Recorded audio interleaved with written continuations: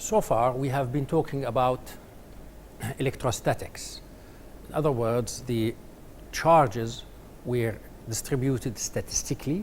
Even when in conductors, we were always assuming static equilibrium, that the charges were distributed statically on the conductors. In other words, they were not moving. The charge distribution was not changing, and the charges were not moving through the conductor. Now we will allow the charges to move, and therefore we will start talking about the electric current. So this is the first class on electric current. After that, of course, we will be discussing circuits and Kirchhoff's laws and all this stuff. But today, in today's class, we will define the current and also the other important quantities in circuits, like resistance, resistivity, and also the power transfer that forms the basics of all electrical circuits. So to start with the current, well, in most practical applications, of course, I mean, electricity enters our life because we have devices, and in these devices we have currents moving, okay? And therefore, the current is actually crucial for practical applications. Now, in these applications, currents is usually when you have charges moving through some region in space. So when charges move through some region in space, we have a current. Now, this region of space might be the conductor. It might be, for example, a solution, water, for example, like in electrolytic solutions. When you connect them to a battery, this electrolysis, and the application is electrical painting. Here, the current are ions moving in the water. It might be, for example, in particle accelerators, whether those used in cancer treatments or those that are used in labs. You have particles like protons, maybe, or ions accelerated to high speeds and allowed to crash and collide with each other. That flow of charged particles is actually a current. Okay. Mainly in this course, we will restrict ourselves to the current in conductors. Now, we measure the current in SI system of units with amperes, and the ampere is just coulombs per second. So ampere is the unit of measuring the current. Usually in practical applications, ampere, as we will see, is a bit large. We will have milliamperes and sometimes microamperes, orders of magnitudes of the currents. And usually there is the current has the symbol I, which is almost universal. So this is the symbol that we use for the electric current. Before we talk about the current and the following analysis, we have to recall some important concepts from previous treatments of potential in particular. The first thing is about the potential difference when you are in an electric field. You remember we said that the potential difference delta V between 2 points in a field, okay, is negative when you move along the field. In other words, along the field lines, okay? So when you move down the field lines or along the field, then you are moving from higher potential to lower potential. So this is a potential drop. And so delta V in this case is negative. And it's the other way around. If you move against the electric field lines, then the final potential will be the final point will be at higher potential with respect to the initial point. And in this case, you will be moving through a potential rise. This is crucial because, as you recall, when a charge changes its position in an electric field, its potential energy changes. Okay, with this relation, very important relation, that the change in the potential energy of a point charge as it moves through a potential difference delta V is Q delta V. So if a charge moves along the field, a positive charge moves along the field, down the field lines or along the field, then in this case its potential energy will drop. The drop in this potential energy means kinetic energy maybe will increase if it in a system, and vice versa. So This is important. Now, also we remember, and we have derived actually this, that if the electric field is uniform, then the potential difference between 2 points in a uniform electric field is simple. It is just the magnitude of the field multiplied by d. D is the distance separating these 2 points along the field lines. Okay, so it's not the distance between them, but how they are separated along the field lines. In other words, because each of these points will be on an equipotential surface, and so it's the distance between these two equipotential surfaces along which these 2 points lie. So in this case, delta V will be this simple expression. So having reminded ourselves of these, we move now to talk about current and other quantities. Electric current. Now, look at this figure.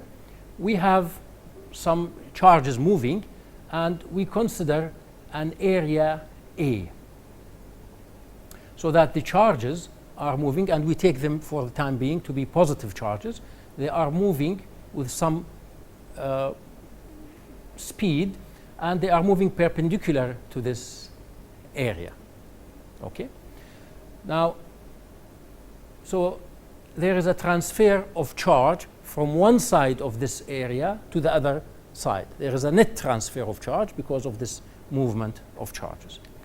Now, the average current through this area A is defined as delta Q by delta T. Delta Q is the amount of charge that crosses the net amount of charge that crosses this surface in a time delta T. So the current is always associated with a surface. Okay? So to define the current, you have to know what surface you are talking about and which surface is this charge crossing. Okay? So in this case, for this surface, the current is delta Q by delta T, and in general, the current is actually the amount of net charge. Usually, we will take it as positive, and for reasons that I will just mention, we will take this charge as positive. So the amount of net charge crossing some surface in a given time delta T, in a given time delta T. Now, this delta T is a large interval, so it's a finite interval. It's not an infinitesimal interval. And therefore, if the speed of these charges vary, then the instantaneous current will be different in this case. And for different delta T's, you might get different values for the average if the speed of the charges is not constant. Therefore, if you want to define the instantaneous current, then just as the case with the instantaneous velocity and average velocity, you let delta T goes to 0. In this case, the instantaneous current will be dq by dt, which is the infinitesimal rate at which the charges pass this surface, which has surface area A normal to that surface. Okay? And this is just the limit of this as delta T goes to 0. If you know Q in some region of space as a function of time, then this is the derivative of the Q, of course, function. Now, what about the direction of the current?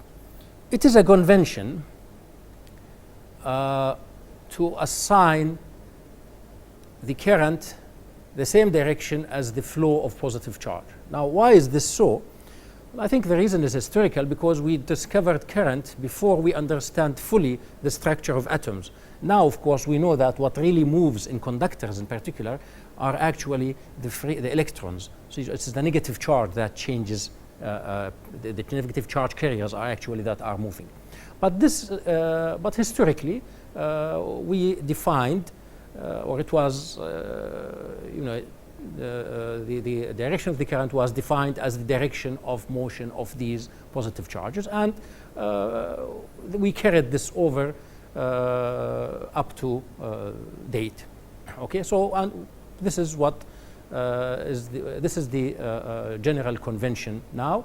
That is, the current is usually defined as the direction of flow of positive charge. Now, in conductors, as I mentioned, it is the electrons, the negative charge carriers, which are the electrons that are moving. The ions, which are the positive charge currents, do not move. But this is not a problem actually, because the current is the rate of flow of charge and not the charge carriers. So if you have electrons here and you have ions at the same position and it's neutral, if the electrons move in this direction, it's true that then there is a net flow of negative charge in this direction. But also, although the ions did not move, but there is a positive charge that is building up here because the negative charge moved here. Therefore, the direction of motion of charge is in this positive charge in this direction, although positive charge carriers did not move. But the definition of the current is not the motion of positive charge carriers, but it's the motion of, or the rate of change of positive charge. So positive charge has moved in this direction when negative charge moved in this direction.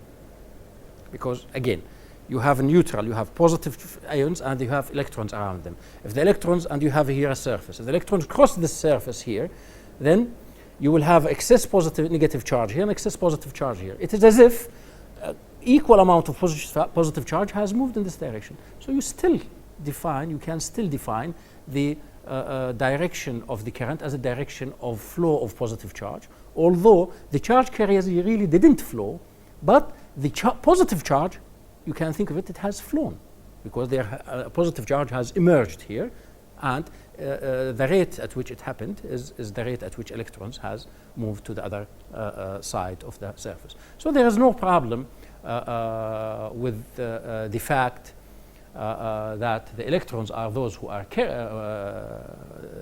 moving in a conductor, because the definition of the current is the direction of flow of charge and not necessarily the charge carrier, the positive charge carrier.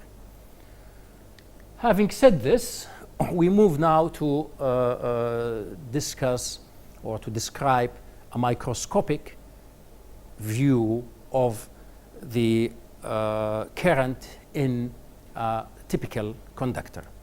Our typical conductor in this case is a wire. Think of it as a wire, which is a cylindrical wire, and it has a cross-sectional area A, and we have positive charge now flowing in this direction. Again, when I say positive charge flowing, I mean the charge flowing, but what really moves is the negative charge. But this is not important. So I will always assume that positive charge is flowing, and so on. I will talk about it as if positive charge carriers are moving, although this is not the case, but this is not a problem, as I have just mentioned. So keep this in mind. So we have this the cross-section of the wire, okay? And the charge carriers are moving with a constant velocity, call it VD, V drift. D stands for drift velocity. And they are moving with constant velocity. And this velocity, I'm taking it to be normal. I'm assuming that it is normal to this surface. Now, this volume is full of these charge carriers, okay? And they are all at different points, at different positions from A. Some are very close, some are further, some are here, some are at this side, and so on. And it is full of charge carriers, and these are all moving with this constant V drift to the right, crossing this surface A. Now, I consider a region here in this wire which has a length delta x. Okay? Now, the amount of charge delta q within this region which has a length delta x is NA delta xq. Let me explain what is this. Now, delta x times A is the volume of this cylindrical region, okay? Because it's the cross-sectional area multiplied by the height of the cylinder. Q is the charge of each charge carrier, okay? Now, N is the number of charge carriers per unit volume. The number of charge carriers per unit volume. So N multiplied by Q is the total charge per unit volume, multiplied by the volume, you get the total charge within this volume. So this is delta Q. However, now this delta X is at the same time, I can express it as VD delta T. What is VD? VD is a drift speed. What does this VD delta T? Actually, VD delta T is the distance that will be traveled within a time interval delta T by a charge which is just at the left side of the left surface of this region, because a charge here moving with velocity v within a time delta t, it will cross this distance. Okay, so I take this delta x, I substitute it as v delta t. So because after delta t, the charge here will have come here and have moved across the surface, which means at the same time that all the charges closer to the right before it would have also crossed the surface within that time delta t. So this is delta q. This is the total charge within this surface, and this charge is the amount of charge that will cross at the same time, will cross this area in time delta t. Because this delta t, we define it as the time needed for a charge at this other side, the left side of the area, to reach this. When this reaches this, all the charges before it, to the right of it, would have already reached and crossed the surface. Therefore, I know that in delta t, this delta q crosses this area perpendicular to it. If I divide this delta q by delta t, I will find the expression for the average current. And this is the expression for the average current. So the average current in a conductor, which has a cross-sectional area A, is equal to this quantity. It is the charge carried by each charge carrier, positive charge carrier. N is the number of charge carriers per unit volume, which is the charge carrier density in this case. Vd is the drift speed of these charge carriers, and A is the area. Note that how I depends on the area. For a larger area, you'll have larger currents and so on. So the current is usually defined through a specific area. This Vd is the drift speed, or if you can, it's a vector actually, it's a velocity. So the modulus of this is the drift speed of the electrons. And so it's of the positive charge, because when the electrons, as I said, move in this direction, the positive charge will be drifting in the other direction. So this is the drift speed. And for a typical conductor, it's of the order of 10 to minus 4 meters per second. It's a very small speed, okay? So this is the drift speed. So this is a simple microscopic description of the flow of current in conductors. Now, as we have seen, the current depends on A, the area. If we want to define a quantity which is independent of the area and specific of the material, in this case, regardless of the cross-section of that conductor, then we define the current density. And it is just I divided by A. And so in this expression, this A disappears for the microscopic description. So J is equal the current divided by the area, and it is equal to this expression. Now, this expression, of course, is valid only if the current density is constant, is uniform, okay? It doesn't vary, and also if Vd is perpendicular to the area.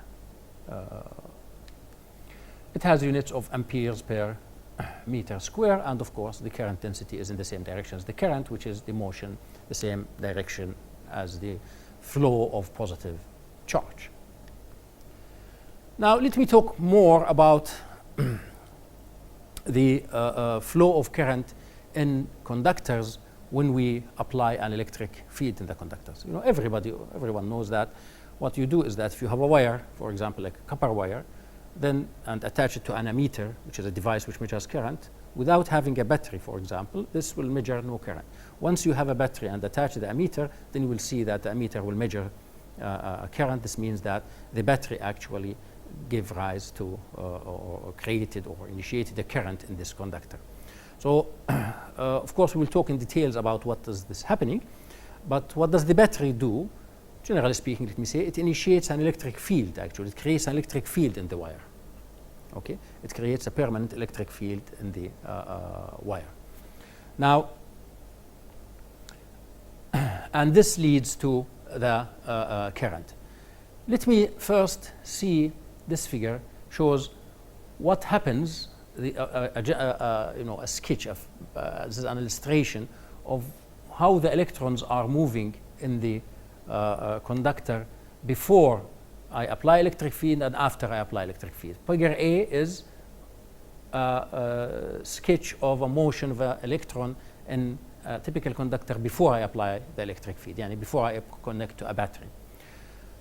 Now, these electrons have random motions. I mean, the electrons in a conductor, unless they are at zero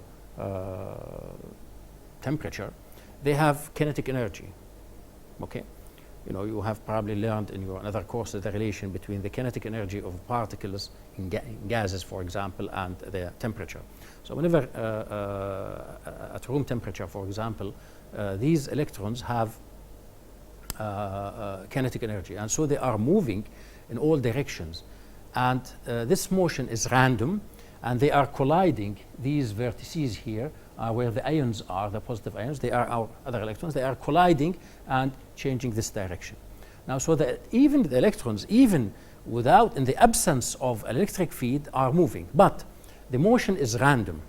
And what do I mean by that is that there is no net. If you imagine that you have a surface here, a hypothetical surface, the amount of electrons passing this surface to the left is equal exactly the same amount of electrons that moving to the right. So there is no net flow of charge.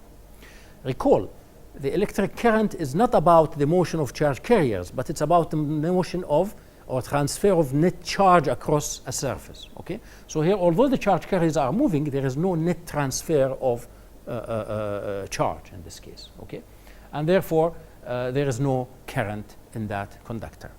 Now, when you switch to a battery, what the battery does, it applies an electric field. And in this case, assume the electric field in this direction.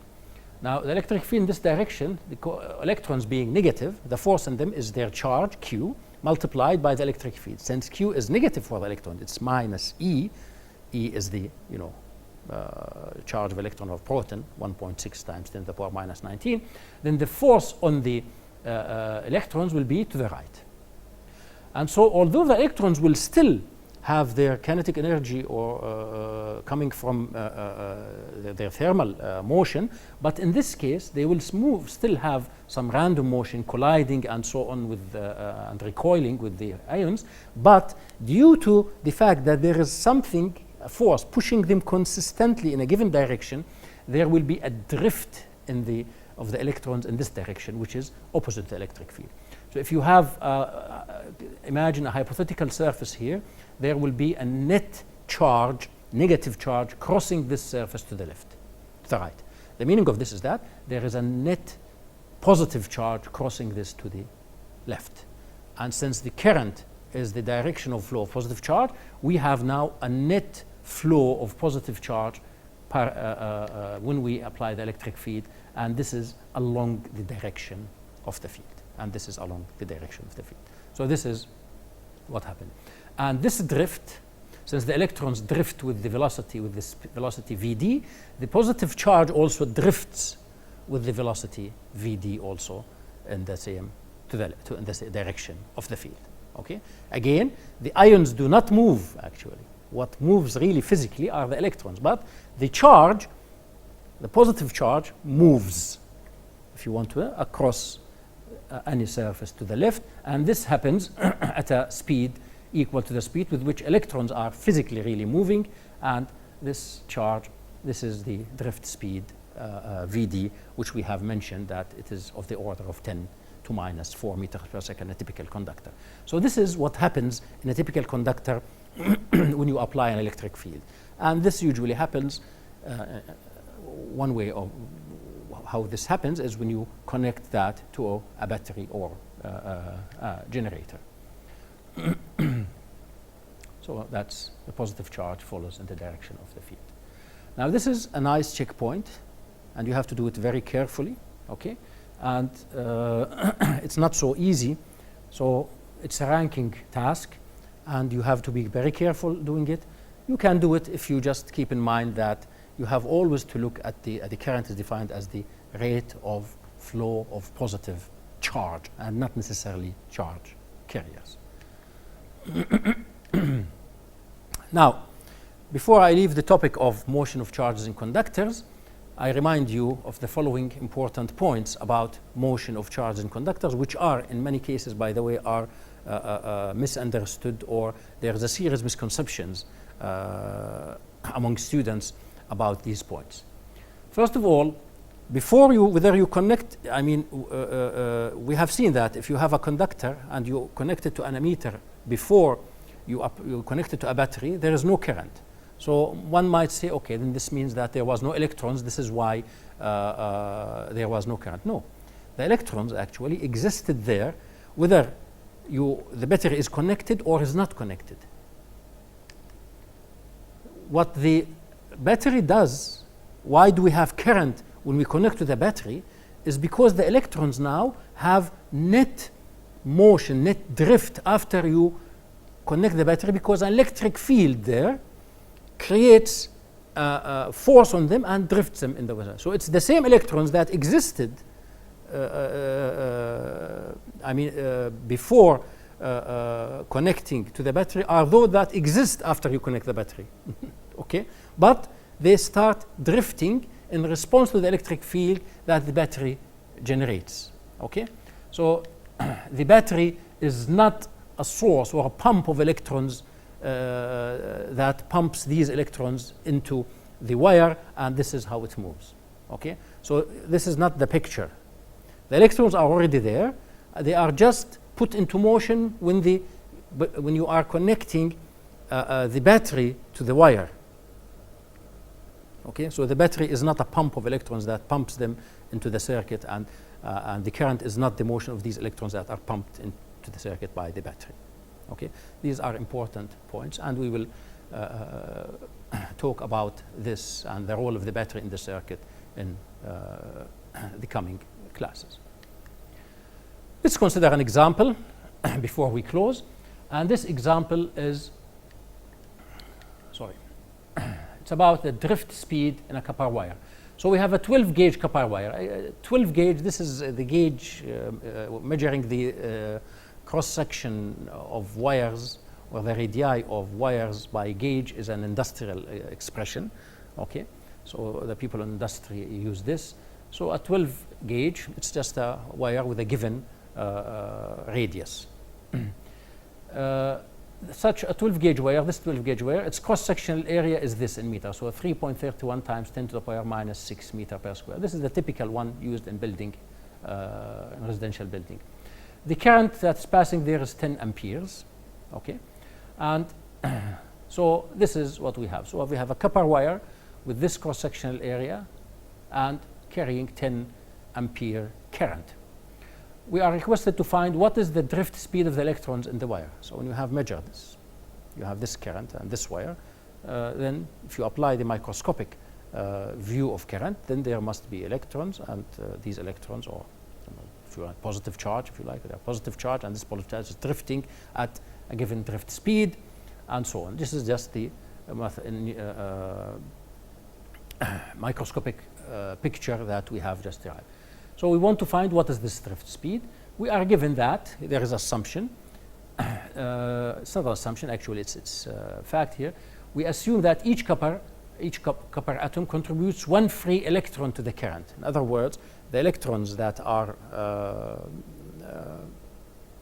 the valence electrons that form the electron cloud, okay, come from the copper ion atoms. So on the average, each copper atom contributes only one electron to this cloud. Okay, this becomes important when you do the calculation of N, as we will just tell you. And the density of copper also is given. So our target variable is the drift speed. We know this equation. It's its relation between the average current and other parameters here. And our target is Vd. Now A is given, Q, we know what is Q. Q is just E here, okay, which is the electric charge of the charge carriers, which is the charge of the electron, okay. And we want to find Vd. In order to proceed then, we need, because we know A, we need to find what is N, which is the number of charge carriers per unit volume, the number of charge carriers per unit volume. Now, since each copper ion contributes only one electron, then the number of charge carriers per unit volume, the number of electrons per unit volume, is equal at the same time to the number of copper ions per unit volume. If each copper ion was contributing 2 electrons, then the number of charge carriers in this case would have been twice this. The density, the number, it will be twice the number of copper ions per unit volume. Okay? And what is the number of copper ions per unit volume? It is Avogadro's number divided by the molar volume of copper. The molar volume of copper. If you find Avogadro's number and what is the molar volume of copper, you can find how many copper ions, copper atoms you will have per unit volume. And since each one of these contributes 1 electron, it is the number of charge carriers n per unit volume. Now, but the molar volume is equal molar mass over the density, okay? And therefore, if we go to the periodic table, you know this is the molar mass because this is the atomic mass, but the molar mass is the atomic mass in grams, okay? And the density is given here in the question. So this is the molar volume, and n is n Avogadro number by the molar volume. You substitute for the molar volume this, and this is your n. Once you know n, then you solve this equation for Vd and substitute here for n this expression, and you get this here. M is the molar mass of copper, n is the Avogadro's number, rho is the density of copper, Q is E, and I is the current given, and the cross-sectional area is given. Enumerate these and make sure that you use the SI units. So you use this in kilograms, you change these into kilograms. Also the density, you write it, express it in kilograms also per mole. Here, kilogram per mole, and this is more per kilogram per meter cube. And you get for Vd 2.23 times 10 to the power minus 4. As you can see, it's of the order of 10 to minus 4. This is a typical value of the drift speed. And this is the value that we have found.